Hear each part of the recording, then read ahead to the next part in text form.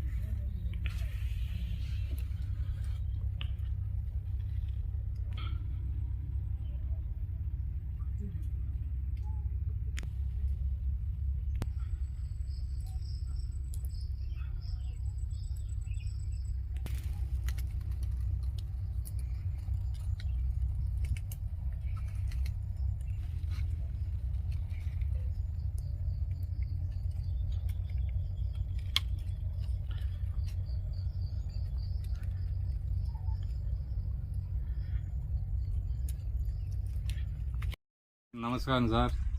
మాది railway code మాధవరంపూడు. ఒక 3500 చెట్టు రెడ్డి వేసినాము.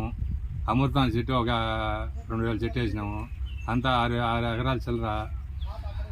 ఓళ్ళకి పంట అప్పులు చేసుకొని పంట 22 రూపాయలు పెట్టి మొలకలు తెచ్చినాం సార్. 22 రూపాయలు పెట్టి మొలకలు తెస్తే మళ్ళీ ఈ విధంగా బూడ్చి ఇన్ని కష్టపడి ఎన్ని వచ్చి చేతికి వచ్చేటప్పుడు అంతా ఒక 10-15 లక్షలు ఖర్చు అయిపోయింది. 30 లక్షలు లెక్క వచ్చిండు.